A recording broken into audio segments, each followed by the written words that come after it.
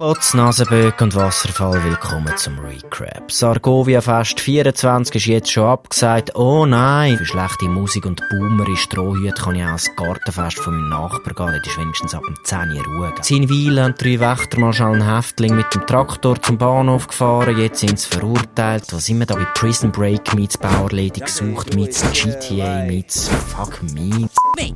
Und auch richtig dumm ist die Familie. Sie haben beim Zügeln ihre Katze zurückgelassen und das Internet hasst sie jetzt dafür. Kein Wunder. Don't fuck with cats. Das gilt auch für euer Nilpen. Oh, Kim Kardashian bringt BHs mit Nippel raus. So no matter how hot it is, you'll always look cold. Das macht Huren nicht Sinn. Kennst du Free the Nippel? Wieso machst du es unbequem? Ja, habe ich mir auf jeden Fall sagen lassen. Der Luca Henny ist mal wieder auf den Insta-Upload-Button gekommen.